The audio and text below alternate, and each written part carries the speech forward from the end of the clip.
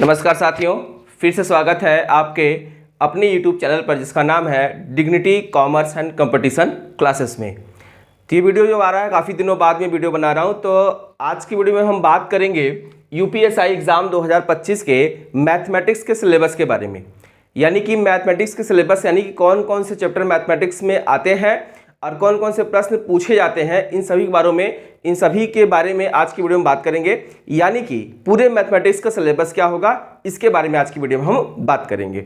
चलिए देखते हैं मैथ के सिलेबस के बारे में।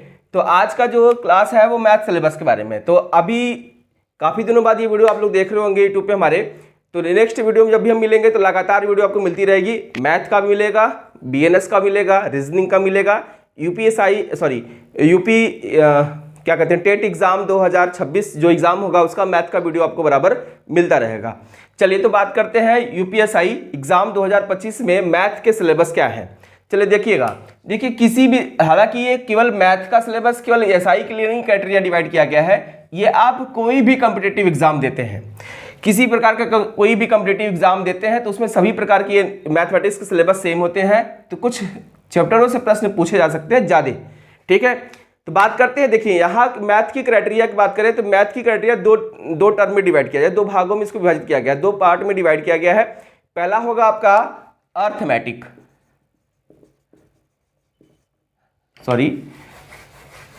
पहला आपका होगा अर्थमेटिक, जिससे हम बोलेंगे अंक गणित, ठीक, अर्थमेटिक बोला गया। दूसरा आपका होगा एडवांस मैथमेटिक्स,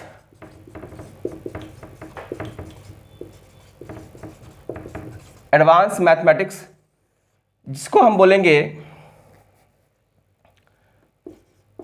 उच्च स्तरीय गणित,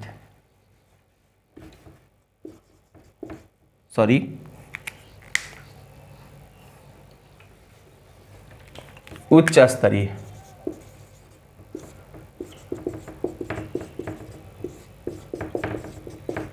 अब इन दोनों के बारे में बात करते हैं, कौन कौन से चैप्टर को इसमें शामिल किया जाता है। देखिएगा, जो आप किसी भी प्रकार कोई किताब उठा के देखेंगे मैथमेटिक्स के सिलेबस के बारे में, तो वहाँ जो भी आप किताब जाके यादव, गगन प्रताप या फिर आदित्य रंजन, किसी भी किताब, किसी भी ऐसे टीचर, बहुत बेहतरीन टीचरों के अगर किताब आप उठा के देखेंगे तो मैथ के दो कंडीशन डिवाइड किया गया है। एक आपका जो अंकगणित है और एक आपका जो उच्च स्तरीय गणित यानी कि एडवांस मैथमेटिक्स बोला गया। तो अब इन दोनों की क्राइटेरिया क्या है देखिएगा। यहां बात करते हैं एडवांस मैथमेटिक्स में, अर्थमेटिक में। तो अर्थमेटिक में क्या क्राइटेरिया है, अर्थमेटिक किसी भी चैप्टर में उठा के देखिएगा अर्थमेटिक। कुछ चैप्टरों को मैं नाम ऐसा लूंगा जो अर्थमेटिक में भी पाए जाएंगे, एडवांस में भी पाए जाएंगे।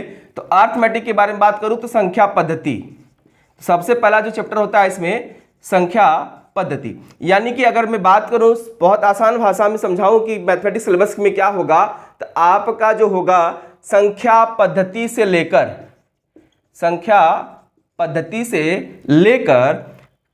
चाल समय दूरी तक,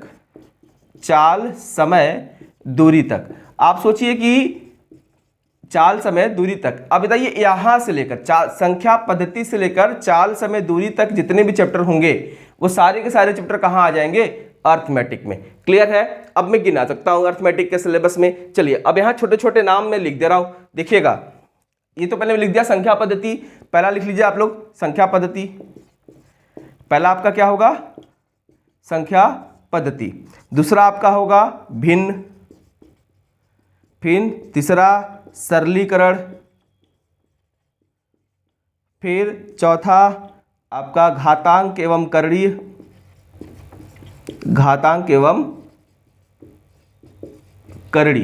देखिएगा अब मैं यहाँ बहुत ज़्यादा दिक्कत नहीं होगी आपको समझने में। पांचवा, यहाँ लिख देता हूँ पांचवा। ये आपका चौथा था घातांक एवं करणीय, पांचवा मैं लिख देता हूँ। देखिएगा पहला संख्या पद्धति, भिन्न, सरलीकरण, घातांक एवं करणीय। अब आपका होगा लस और मस, ये होगा। अभी देखते हैं, ये चलिए यहाँ तक क्लियर हो गया। यहाँ तक देख लीजिएगा फिर से, संख्या पद्धति, भिन्न, सरलीकरण, घातांक, करणीय, लस, मस। और भी कुछ चैप्टरों के नाम हो सकते हैं जो अलग से दिया गया होगा, गणितीय संक्रियाएं में बोल सकता हूँ, उसमें कोई दिक्कत नहीं है। तो आप लीजिए कि ये 5 चैप्टर हो गए स्टार्टिंग के, उसके बाद छठा चैप्टर की मैं बात करूं, छठा चैप्टर देखिएगा, छठा चैप्टर की बात करूंगा तो औसत, सातवें की बात करूंगा तो अनुपात, समानुपात। उसके बाद आठवें चैप्टर के बारे में बात करूं तो आपका हो जाएगा साझा मत लिखिएगा, अनुपात समानुपात की बात आप लिख लीजिए, आयु संबंधी प्रश्न, आयु। नौवां साझेदारी, 10वां मिश्रण, ये होंगे आपके, ठीक। उसके बाद 11 से आगे आपका प्रतिशत, फिर आपका 12वां लाभ हानि, 13वां आपका बट्टा यानी डिस्काउंट, और 14वां साधारण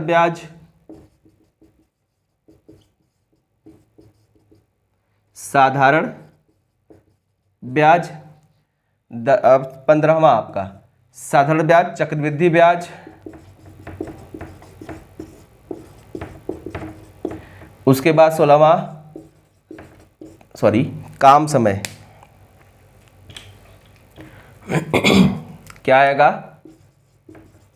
कार्य समय। 17वां नल और टंकी। 18वां चाल समय दूरी।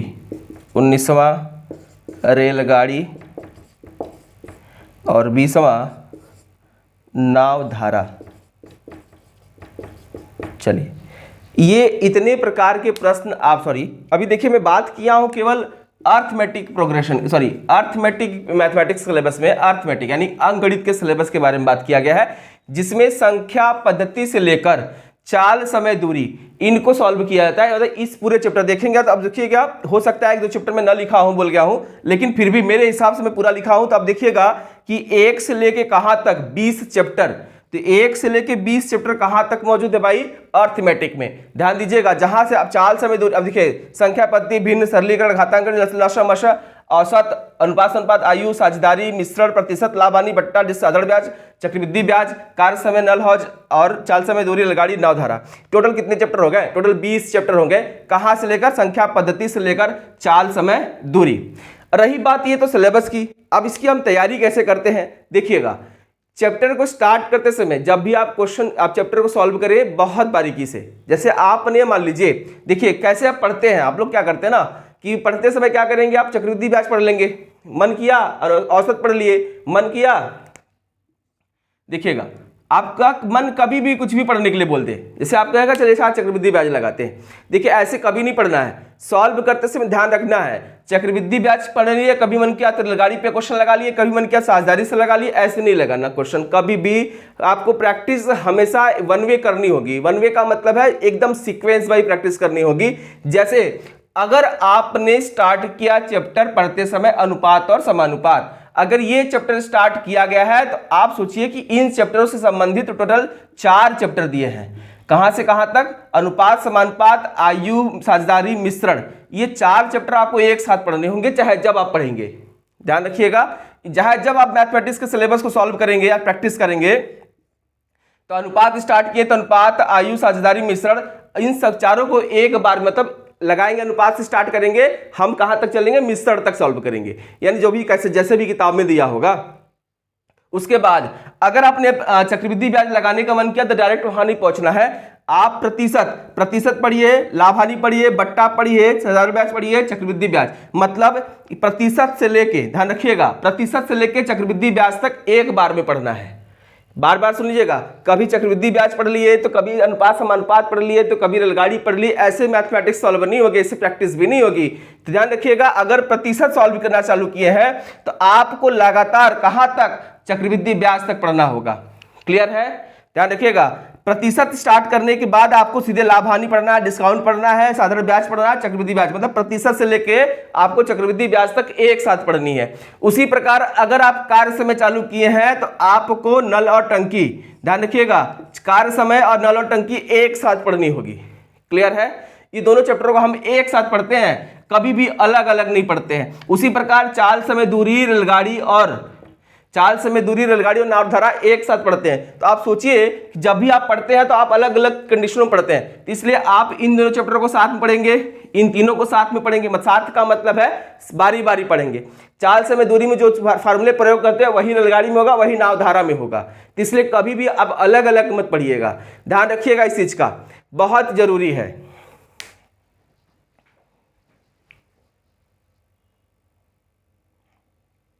चलिए, तो ये तो था आपका जो सिलेबस के बारे में। आप इधर से यहाँ पे आ जाइए। अगर आप संख्या पद्धति पढ़ रहे हैं, देखिएगा आप संख्या पद्धति पढ़ रहे हैं, संख्या पद्धति के कुछ लोग एडवांस मैथमेटिक्स बोलते हैं, ध्यान रखिएगा, उस पर ध्यान नहीं देना। बस याद रखना संख्या पद्धति एक चैप्टर है जो अर्थमेटिक में आती है, क्लियर है। तो संख्या पद्धति में आप भी देखिए, नाम तो संख्या पद्धति लेकिन काम बड़ा टेढ़ा है इसका, बहुत टॉपिक है इसमें। रिमाइंडर थ्योरम भी आता है, शेषफल प्रमेय, इकाई का अंक, गुणनखंडों की संख्या और विभाजकता का नियम, बहुत सारे हैं। तो इसलिए आपको इस चैप्टर को पढ़ने के लिए अलग से समय देना होगा, अलग से इसलिए क्योंकि हर टॉपिक में नियम कानून क्या है, बदल जाते हैं। तो हर टॉपिक में नियम कानून बदल जाएंगे, इसको बहुत बारीकी से पढ़ना होगा। अब हम बात करते हैं, देखिए अगर हम भिन्न पढ़ते हैं तो सरलीकरण साथ में पढ़ते हैं, हम घातांक और कड़ी पढ़ते हैं, ध्यान रखिएगा ये हमारा अलग हो जाता है। घातांक और कड़ी ये पूरे के पूरे चैप्टर क्या है ना, जहाँ कहाँ से लेके कहाँ तक, संख्या पद्धति, भिन्न, सरलीकरण, घातांक, कड़ी या लसम मशक, ये पूरे के पूरे सिलेबस क्या होते हैं, अलग हो जाते हैं, क्लियर है। ये पूरे अलग होने का मतलब क्या है कि इसमें किसी से एक दूसरे से जुड़ाव नहीं होता है, एक दूसरे का कोई लेना देना नहीं। घातांक कड़ी का अलग नियम कानून होता है, सिंप्लीफिकेशन में वही भागु जोग वाली कंडीशन लागू हो जाएगी। भिन्न तो पता ही है कि किसी भी संख्या को बटे में लिखने के संबंध में। लसा मतलब फैक्टर और गुणनखंड, यही होता है लसा और मसा, क्लियर है। तो ये तो आप ध्यान रखिएगा, जब भी आप चैप्टर पढ़ेंगे, बहुत स्टार्टिंग के चैप्टरों की कोई कंडीशन नहीं है, मतलब आपको पढ़ना ही पढ़ना है, वो भी अलग अलग तरीके से पढ़नी है कि भिन्न का कंडीशन ही अलग है, कोई एक दूसरे से मिलता जुलता नहीं है, ठीक ना। ये तो था सिलेबस अर्थमेटिक की, क्लियर है। कहां से कहां तक, जैसे संख्या पद्धति से लेकर चाल, समय, दूरी तक, यानी कि नाव और धारा तक, ये पूरे पूरे सिलेबस किससे संबंधित होंगे, अर्थमेटिक से, क्लियर है। चलिए अब हम बात करते हैं एडवांस मैथमेटिक्स की, इसको मिटा लेते हैं।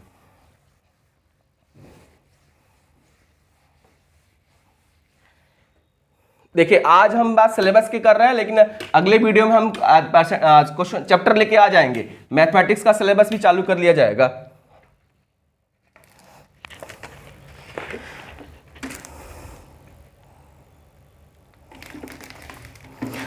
आप लोग सोच रहे होंगे कि काफ़ी दिन बाद ये वीडियो आई है सर का, तो थोड़ा सा रीज़न बता दें कि ये वीडियो काफ़ी देर इतने बाद इसलिए आई क्योंकि बीच में थोड़ा सा तबीयत काफ़ी ज़्यादा ख़राब हो गया था, बुखार उखार काफ़ी ज़्यादा आने लगा था, तो बोल नहीं पा रहे थे, थोड़ा सा आवाज़ मतलब तेज़ नहीं आ पाती, तो इसलिए खांसी भी आ रहा था, साथ में सर्दी भी हुआ था, तो इसलिए वीडियो नहीं बन पा रही थी। तो अब जो भी वीडियो बनेगी लगातार आपके पास से मिलती रहेगी, क्लियर। चलिए बात करते हैं एडवांस मैथमेटिक्स। एडवांस मैथमेटिक्स क्या है, देखिएगा अब इसमें भी डिवाइड किया जाए तो बहुत सारे हैं, बहुत सारे का मतलब सबसे पहले मैं बात करूं त्रिकोणमिति।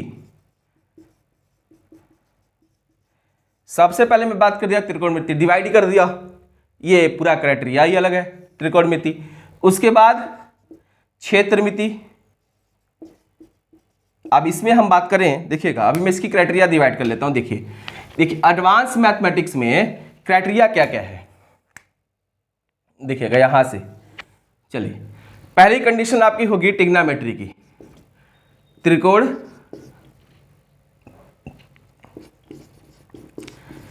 त्रिकोणमिति, पहली कंडीशन आपकी क्या होगी, त्रिकोणमिति। दूसरी कंडीशन आपकी होगी क्षेत्रफल। अब हम बात करेंगे क्षेत्रफल में कौन कौन से सिलेबस आते हैं। क्षेत्रफल के बारे में बात करेंगे तो त्रिभुज, वर्ग, आयत, समलंब, समचतुर्भुज और वृत्त, ये सारे के सारे आपको निकालने पड़ेंगे, किसमें, क्षेत्रफल में। त्रिभुज, वर्ग, आयत, समलंब, चतुर्भुज और वृत्त के संबंध में। उसी प्रकार आयतन,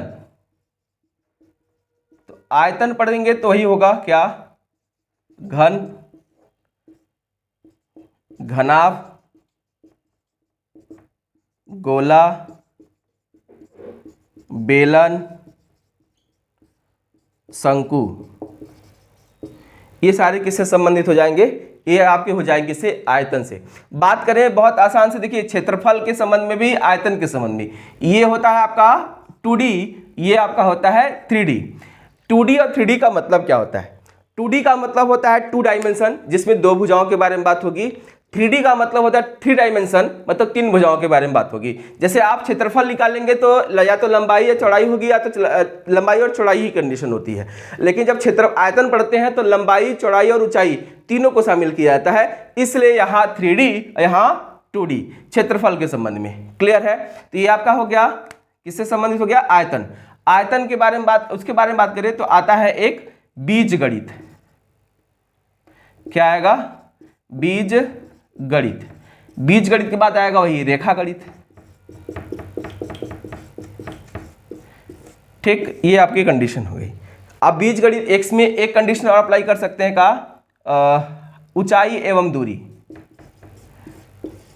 ऊंचाई एवं दूरी, ये आपकी हो गई किससे संबंधित? ये सारे के सारे जो चैप्टर संबंधित होंगे, ये सारे के सारे होंगे किससे संबंधित? एडवांस मैथमेटिक्स, उच्च स्तरीय गणित में। ट्रिग्नोमेट्री को शामिल करते हैं, जिसमें हम लाल बट्टे कक्का पढ़ते हैं। क्षेत्रफल को शामिल करते हैं, जिसमें हम त्रिभुज, वर्ग, आयत, समलंब, समचतुर्भुज और वृत्त को पढ़ते हैं। आयतन के बारे में बात करें तो घन, घनाभ, गोला, बेलन, शंकु पढ़ते हैं।